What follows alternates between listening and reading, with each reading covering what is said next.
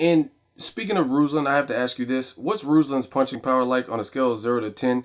After you faced Garcia, your face looked pretty clean and unscathed. However, after the Ruslan fight, you had a lot of bruising and swelling. So, what's the difference? What's Ruslan's punching power like? Ruslan punching power is up there. It's just, he's probably the hardest hitter I've faced. Danny has a good solid punch too, but I think also more that Danny never really caught me flush. He never really hit me so much in the face. I think I don't even remember one left hook that he threw my temple, but it was solid. But Provodnikov is I think he's high up there. He's the hardest fight I've ever faced. He just that guy just solid like bricks. When he hits you and not only that, it's because he's quick too, quick and powerful. Danny was much slower, so I got to get away from a lot of his punches, but never really got to taste any real big solid shots. So maybe he does have some power. I just didn't feel it that night. But Provodnikov, yeah, I think he's the toughest hitter I faced. Okay. And if Garcia moves up to 147 and vacates, you can entertain fights with Omar Figueroa after he heals from his injury. Golden Boy just announced Lucas Matisse, John Molina Jr., maybe even a rematch with Ruslan. Do any of these fights stand out as a Plan B fight? Yeah, all those fights are fights that we've been asking to put us with the. I think Matisse, we were thinking, I think that people would like to see that one. If everything goes good with him in April, maybe a face down the line somewhere in July, hopefully. Or if that doesn't happen, Omar Figueroa. Or there's a Lamont Peterson out there. There's Ruslan. I don't know if he's 140, 147 now, but even later I would go up to 147. With either one. There's just so many fighters at 140. I would like to fight all of them. It's just I take one at a time, and I'm here for the long run. So I think anytime as soon as I get done with one, I can go to the next one. Okay. And you have a loss to Kareem Mayfield, who's fighting this Saturday. I'm located in the Bay Area, so I had a chance to go to his media day in San Francisco. He looked sharp, he looked in shape, and he's facing a tall former welterweight in Thomas Delorme. What do you think of that fight? Who do you pick in that particular fight? Yeah, I know Thomas Dorme. He had fought my brother. He beat my younger brother Albert Herrera. Yeah, he told me, I fought Mayfield and he fought him, so we were kind of discussing that, and I was kind of leaning towards Delorme, and then he was telling me Mayfield.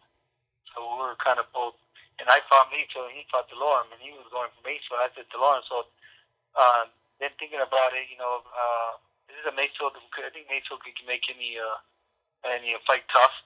Being that his style, it is a little awkward and he likes to smother you. So I think I don't know. That's a tough one, but I probably lean. I started changing my mind. I started going a little toward Mayfield.